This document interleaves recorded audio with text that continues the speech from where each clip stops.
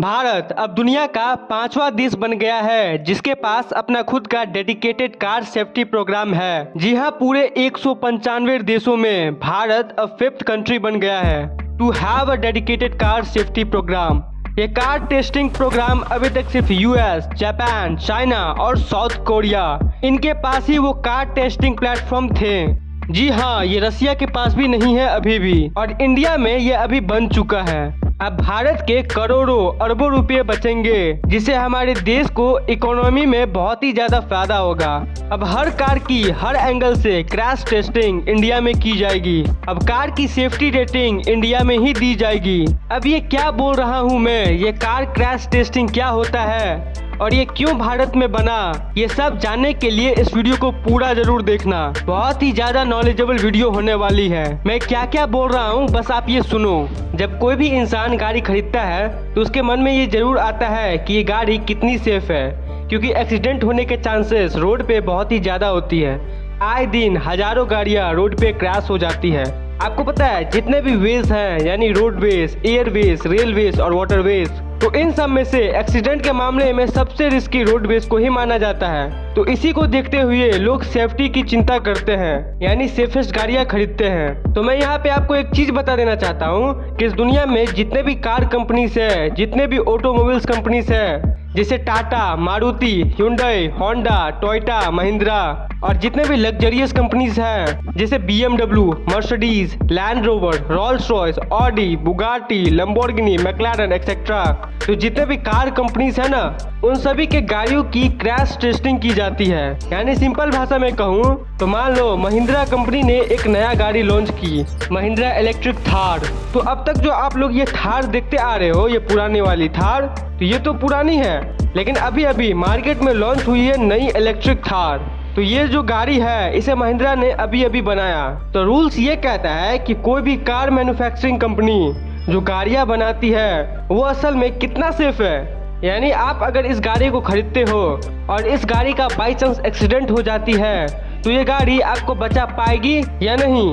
गाड़ी ओवरऑल कितनी सेफ है ये पता करने के लिए गाड़ियों का क्रैश टेस्टिंग की जाती है। अब इसके लिए अलग अलग इंटरनेशनल कंपनीज है, जैसे global NCAP, euro NCAP, Asian NCAP जैसी कंपनीज गाड़ियों की क्रैश टेस्टिंग करती है। तो ये कंपनी इस गाड़ी को भेजेगी क्रैश टेस्टिंग करवाने के लिए। यानी किसी भी कंपनी में जब कोई नई गाड़ी बनती है उसका क्रैश टेस्टिंग की जाती है। तो हमारे पास ऐसा कुछ था नहीं जो इंडिया में ही गाड़ियों की क्रैश टेस्टिंग करे, इसलिए इंडिया के जितने भी कार मैन्युफैक्चरिंग कंपनीज है तो उनकी अपनी सभी गाड़ियों को बाहर भेजना पड़ता था और इसका एडिशनल कॉस्ट भी कंपनीज को देना पड़ता था। और क्रैश टेस्टिंग में एक्चुअल में क्या होता है कि जैसे मान लो फॉर्च्यूनर है, तो अगर उसका क्रैश टेस्टिंग करवानी है तो ग्लोबल एनकैप के कुछ मेंबर्स वहां आएंगे और वो खुद से चूज करके एक ही मॉडल के 4-5 गाड़ियों को लेके जाएंगे और उसका हर एक एंगल से टेस्ट किया जाएगा। बेसिकली गाड़ियों का पहले offset deformable barrier frontal impact test किया जाता है, जिसमें गाड़ी को 60 से 70 के स्पीड में सामने से किसी ऑब्स्टिकल में टकराया जाता है, जिसमें नॉर्मली ये देखा जाता है कि अगर ये गाड़ी रियल रोड पे ऐसे एक्सीडेंट होगा तो अंदर बैठे लोगों का क्या होगा। पैसेंजर सेफ्टी के लिए जो एयर बैग्स लगाए जाते हैं वो कितना सेफ्टी प्रोवाइड करा पाएंगे। और दूसरा है साइड इम्पैक्ट टेस्ट, जिसमें आप देख सकते हो कि गाड़ी की अगर साइड से एक्सीडेंट होगा तो क्या क्या होगा। और ये बेसिक टेस्ट सभी गाड़ियों के साथ की जाती है और उन्हें उनके परफॉर्मेंस के अकॉर्डिंग सेफ्टी रेटिंग स्टार्स दिए जाते हैं, जिसमें अगर किसी गाड़ी को 0 स्टार मिलता है तो समझ लो वो गाड़ी सेफ्टी के मामले में सबसे बकवास है, और अगर किसी गाड़ी को 5 स्टार मिलता है तो समझो वो एकदम सेफ गाड़ी है। और इस टेस्टिंग को बिल्ड क्वालिटी टेस्टिंग भी कहा जाता है। और फॉर्च्यूनर को इस टेस्ट में 5 स्टार सेफ्टी रेटिंग मिली हुई है, यानी कि ये सेफेस्ट गाड़ियों में आती है। तो इसी को देखते हुए लोग सेफ्टी की चिंता करते हैं। और आपको ये पता होगा कि लग्जरी गाड़ियां जो होती है जैसे कि मर्सिडीज, BMW और रोल्स रॉयस जैसी गाड़ियां, तो ज्यादातर केसेस में क्या होता है कि ये जब क्रैश करती है तब गाड़ी के चीथड़े उड़ जाते हैं, लेकिन अंदर में जो इंसान होते हैं उनकी जान जाने की चांसेस बहुत ही कम होती है, क्योंकि उनके अंदर सेफ्टी एकदम गजब होती है। ऋषभ पंत का केस तो आपने सुना होगा कि उनका premium Mercedes AMG GLE 43 coupe car थी, इसलिए वो इतना स्पीड में भी बच गए, नहीं तो वो शायद ही बच पाते।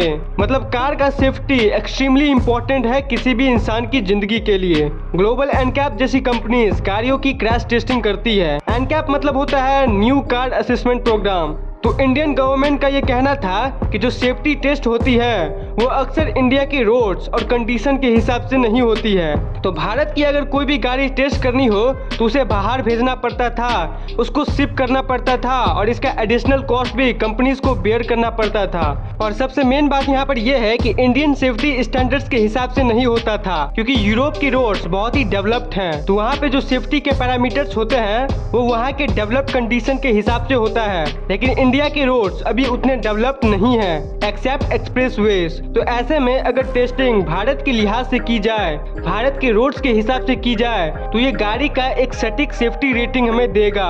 तो इसी को नजर में रखते हुए अब लॉन्च हुआ है भारत एनकैप। परिवहन मंत्री नितिन गडकरी जी ने ऑलरेडी बहुत सारे डेवलपमेंट्स के काम किए हैं, जैसे कि एक्सप्रेसवेज को डेवलप्ड करना।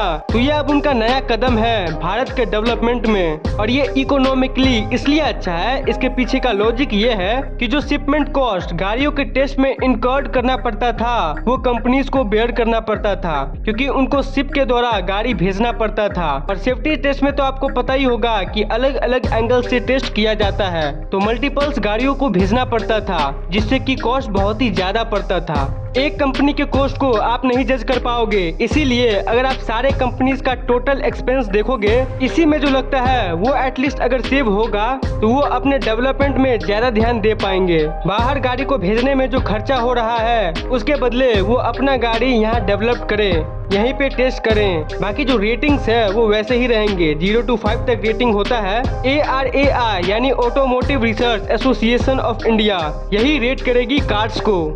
इंडिया के कुछ ऐसी पॉपुलर गाड़ियां जैसे कि महिंद्रा थार, इसको मिला था 4 star safety global NCAP rating में। टाटा नेक्सॉन का भी 5 स्टार सेफ्टी रेटिंग है। महिंद्रा XUV 300 का भी 5 स्टार रेटिंग है, और महिंद्रा XUV 500 का 4 स्टार रेटिंग है। मारुति सुजुकी वेटारा ब्रेजा का 4 स्टार रेटिंग है। टाटा टियागो का 4 स्टार रेटिंग है। टाटा एल्ट्रोज का 5 स्टार रेटिंग है, और टाटा हैरियर और सफारी जैसी गाड़ियों का भी 5 स्टार सेफ्टी रेटिंग है। यानी कि ये सब गाड़ियां सेफ गाड़ियों की लिस्ट में आती है। और इंडिया की बहुत सारी ऐसी भी गाड़ियां हैं जो सेफ्टी के मामले में बिल्कुल भी ठीक नहीं है, यानी इन्हें 0 स्टार्स मिले हुए हैं, जैसे Maruti Suzuki Swift, Maruti Suzuki Espresso, Maruti Suzuki Baleno, Renault Duster, Maruti Suzuki WagonR. ये सब गाड़ियां सेफ्टी के मामले में बिल्कुल भी ठीक नहीं है। ये रेटिंग ये बताती है कि क्रैश हो तो कितना % चांस है इंसान के बचने का।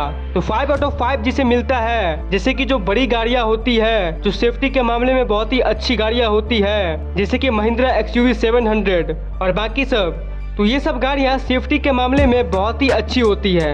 इन सब गाड़ियों में एक्सीडेंट के टाइम डेथ होने की चांसेस बहुत ही कम होती है। इंडिया की सबसे हाईटेक गाड़ियों में से एक है ये XUV 700, और ये मेरी वन ऑफ द फेवरेट गाड़ियों में से एक है। इंडिया की अब तक की सबसे हाईएस्ट सेफ्टी गाड़ियों में से एक है ये XUV 700। तो इन सब गाड़ियों में एक्सीडेंट होने के चांसेस या हार्ट होने के चांसेस या फिर डेथ होने के चांसेस बहुत ही कम होते हैं। अभी तक पूरे विश्व में China, Japan, south Korea, US यही वो कंट्रीज है जहां पर डेडिकेटेड कार सेफ्टी प्रोग्राम मौजूद हैं। तो भारत एनकैप के लॉन्च होने के बाद अब इंडिया 5th कंट्री बन जाएगी to have a dedicated car crash safety program, और इसमें किसी भी तरह की धोखेबाजी ना हो, इसका ध्यान रखने के लिए सिस्टम ऐसा बनाया गया है कि रैंडम सिलेक्शन किया जाएगा गाड़ियों का, यानी कार्स जो आएगी फैक्ट्री से बन के।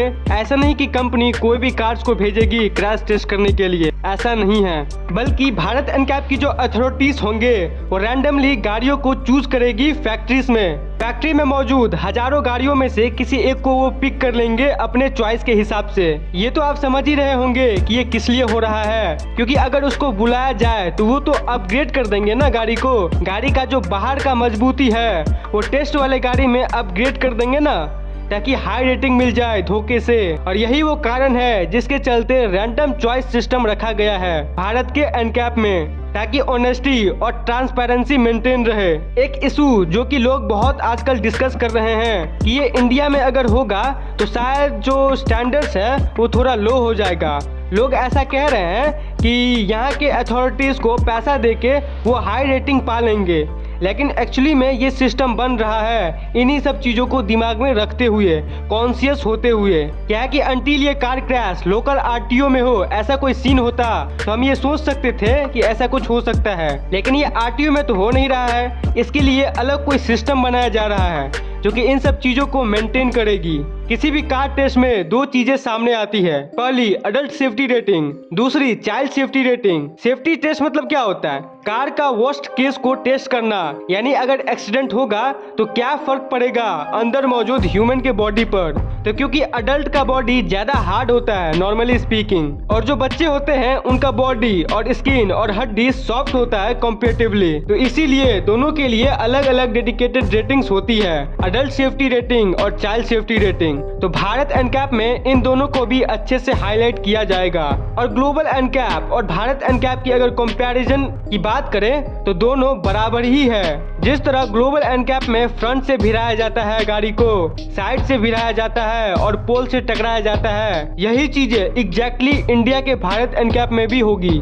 और जो मैंने ट्रांसपोर्टेशन की बात की थी उसको याद करो। सबसे बड़ी एडवांटेज जो बोली जा रही है वो है इकोनॉमिक एडवांटेज। भारत में जितने भी कार कंपनीज हैं वो सब जब अपनी गाड़ियों को भेजते हैं बाहर तो पर कार सबमिशन जो कॉस्ट होता है ट्रांसपोर्टेशन का और बाकी टेस्टिंग का, तो पर सबमिशन यानी पर गाड़ी लगभग 2.5 करोड़ रुपए पड़ती है। ऐसा इसलिए क्योंकि अलग अलग एंगल से गाड़ियों को टेस्ट करना पड़ता है। और ओवरऑल कॉस्ट एकदम समरी बताए तो एक सबमिशन पर 2.5 करोड़ रुपए खर्चा आता था, लेकिन भारत एनकैप के इंट्रोडक्शन के बाद अब ये कॉस्ट घटकर 60 लाख हो जाएगी, यानी लगभग 4 गुना कम कॉस्ट में गाड़ी की टेस्टिंग कंपनीज करा पाएगी।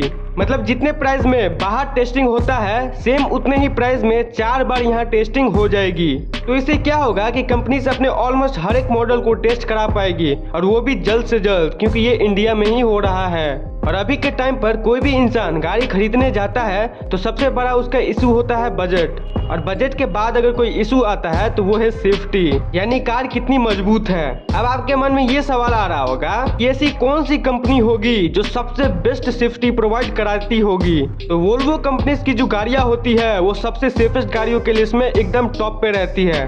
इनकी गाड़ियों की जो क्रैश टेस्टिंग होती है वो एकदम एक्सट्रीम लेवल पे होती है, यानी ऐसी टेस्टिंग जिसके बारे में आप सोच भी नहीं सकते। इसमें सबसे पहले 120 किलोमीटर प्रति घंटे के स्पीड से गाड़ी को फ्रंट से टकराया जाता है, जिसमें ये देखा जाता है कि ऐसा हो जाने पर पैसेंजर्स को किस तरह बचाया जा सके।